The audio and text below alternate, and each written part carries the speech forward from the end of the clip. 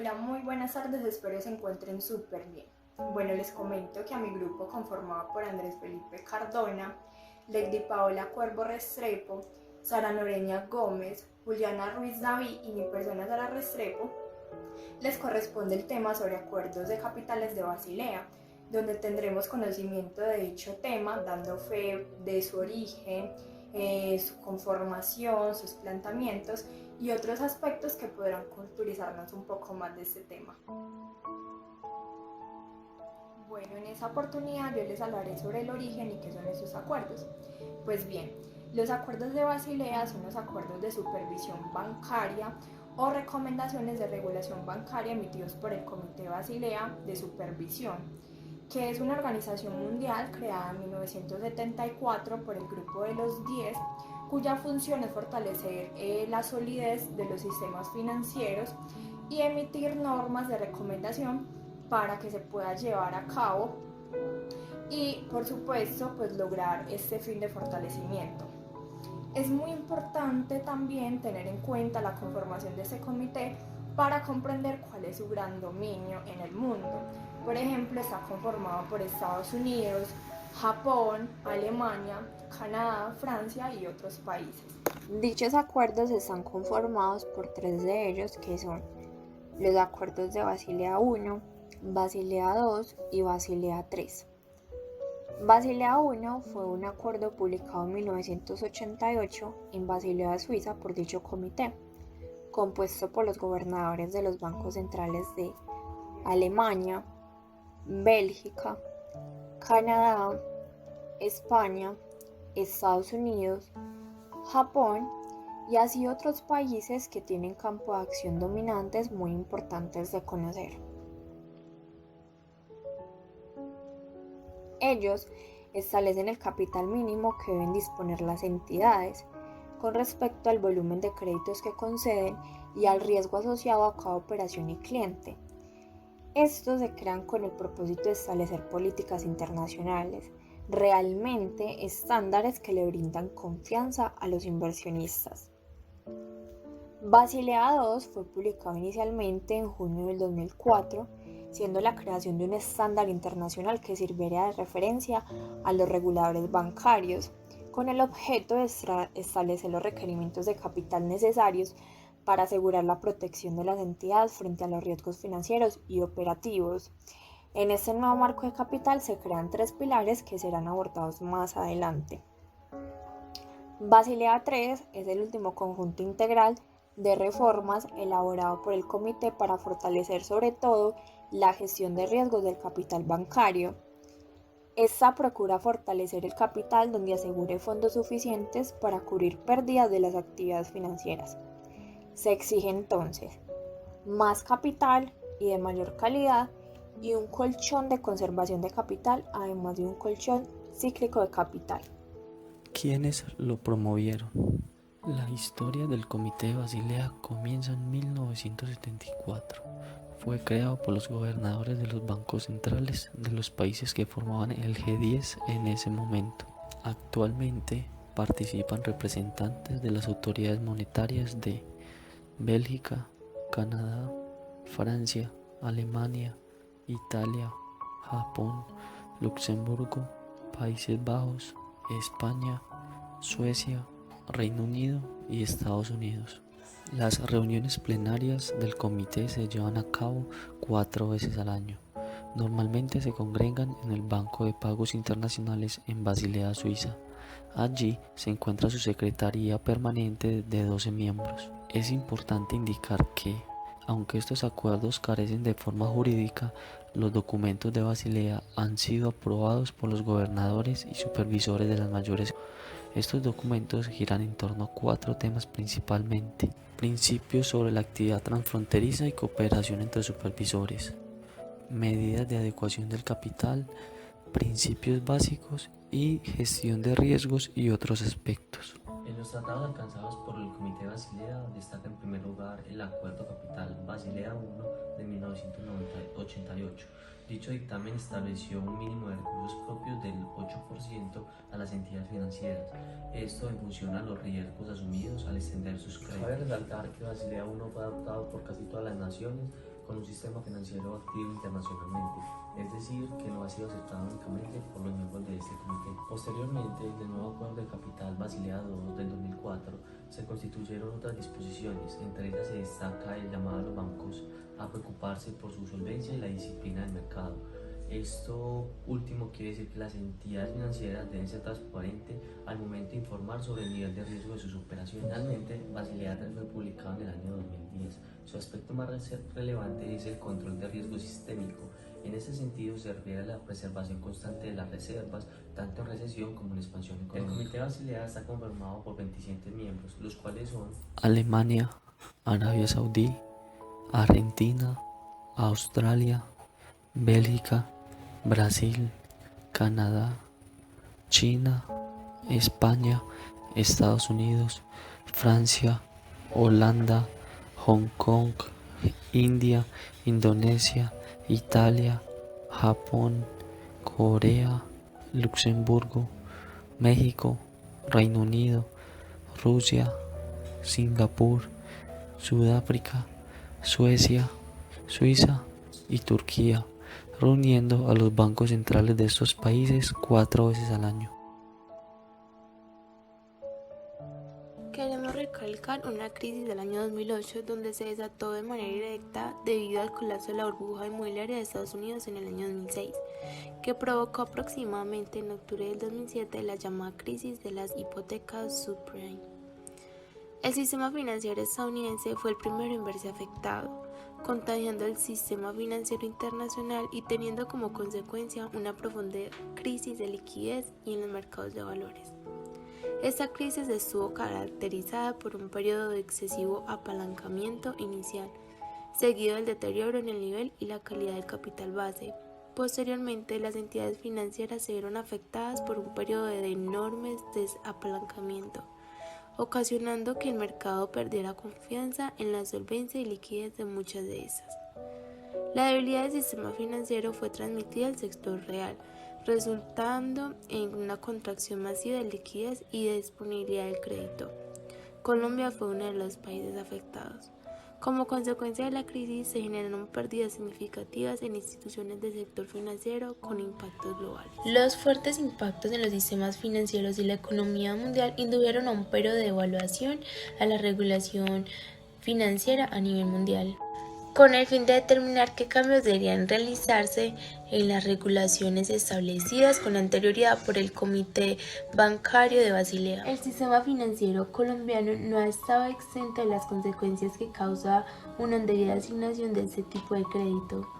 La asignación de riesgo y los métodos bajo los cuales es medido su riesgo han sido un tema generador de controversia, dadas las diferentes fallas que se han encontrado al afrontar periodos de estrés en las economías mundiales. Aunque en Colombia el impacto de la crisis fue menos severo que en otros países, al analizar su evolución económica se hace evidente la volatilidad que se ha experimentado en los últimos años como consecuencias de las dificultades tanto internas como externas, razón por la cual, con base en lo propuesto por Basilea como consecuencia de la crisis, surge la necesidad de evaluar el comportamiento de riesgo de crédito en las entidades del sistema financiero y los parámetros de su medición, la óptica de la normativa y todas las leyes. Así pudieron encontrar una solución un poco más adaptable a todas las entidades y tuvieron que hacer como esos cambios para poder hallar una solución a la crisis. Acuerdo de Basilea I. Su objetivo principal es establecer un capital mínimo que debía tener una entidad bancaria en función de los riesgos que afrontaba, ¿cierto?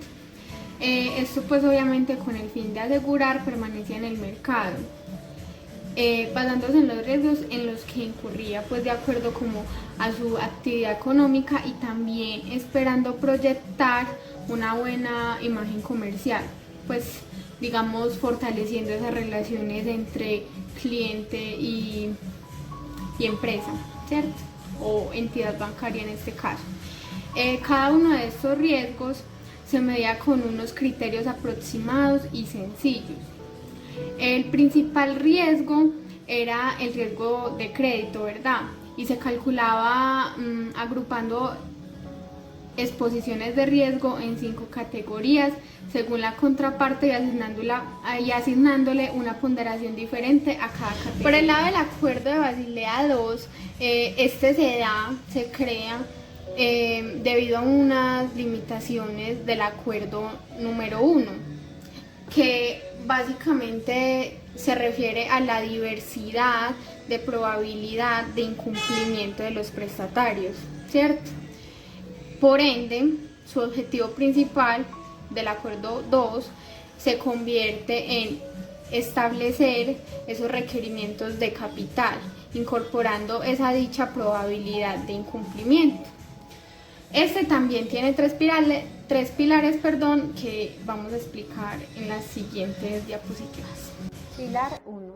El cálculo de los requisitos mínimos de capital. Es el núcleo del acuerdo. Tienen en cuenta la calidad crediticia de los prestatarios utilizando ratings externos o internos y añadiendo requisitos de capital por el riesgo operacional. Exige fondos propios mayores al 8% de activos de riesgo, considerando que el riesgo de crédito más el riesgo de negociación más el riesgo de tipo de cambio, mientras que ahora considera el riesgo de crédito más el riesgo de mercado más el riesgo de tipo de cambio más el riesgo operacional. Pilar 2. El proceso de supervisión de la gestión de los fondos propios.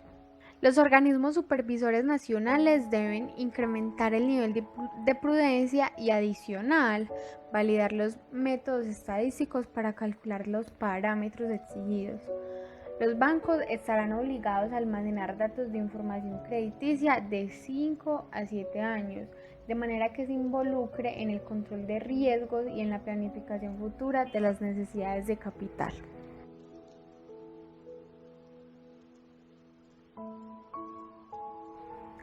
Pilar 3. La disciplina de mercado. El acuerdo estableció normas de transparencia y exigió la publicación periódica de información acerca de su exposición a los diferentes riesgos y la suficiencia de sus fondos propios. El requisito inicial es que se publique al menos anualmente, aunque es previsible que la frecuencia será mayor y sus contenidos mínimos se irán añadiendo a la información que el mercado exija en cada momento.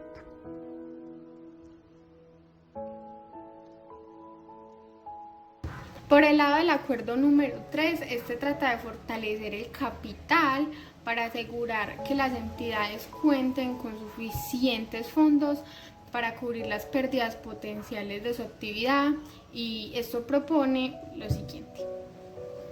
Más capital y de mayor calidad. Se modifica la composición de ese capital exigiendo mayor peso del capital de alta calidad. Un colchón de conservación del capital. Esto claramente se da con el objetivo de aumentar el capital en momentos de crecimiento económico para poder hacer uso de él en caso de incurrir en pérdidas. Si no se cumple, se imponen límites a la distribución de beneficio. Un colchón contracíclico de capital.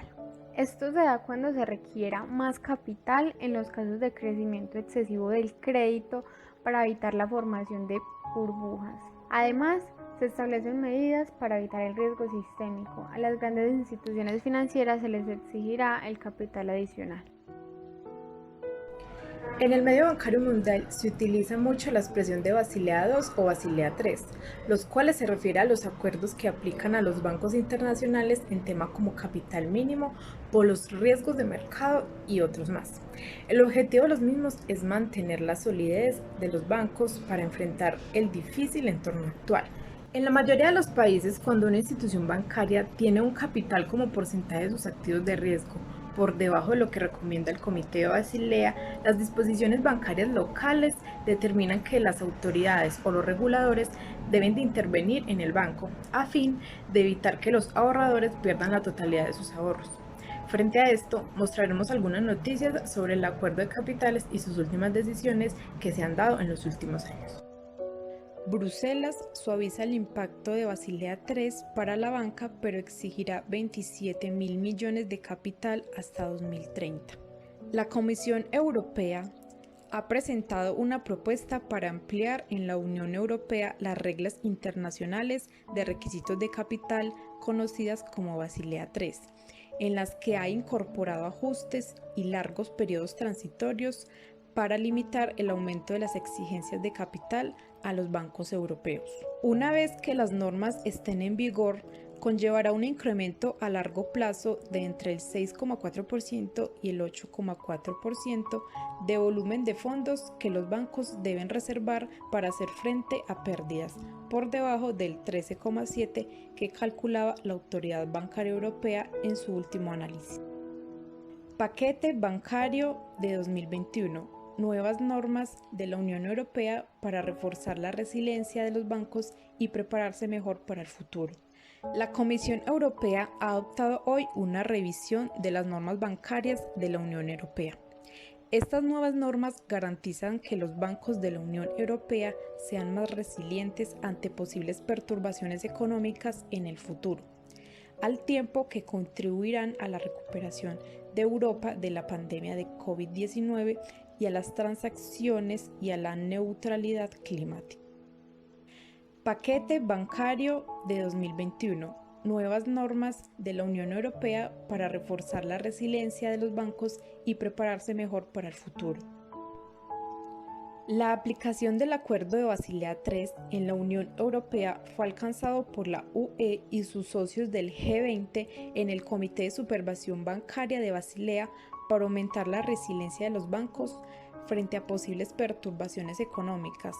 Las propuestas de hoy constituyen el último paso de esa reforma de las normas bancarias. El paquete se divide en lo siguiente. Aplicación de Basilea III. Reforzar la resiliencia frente a las perturbaciones económicas. Sostenibilidad. Contribución a la transacción ecológica. Una supervisión más estricta. Garantizar una buena gestión de los bancos de la Unión Europea y proteger mejor la estabilidad financiera. Como consecuencia de ello, los bancos de la Unión Europea siguieron siendo resilientes durante la crisis del COVID-19, como demuestra el hecho de que continuaron concediendo préstamos. La reforma de hoy complementa la agenda posterior a la crisis financiera con vista a implementar sustancialmente la competitividad y la sostenibilidad del sector bancario en la Unión Europea.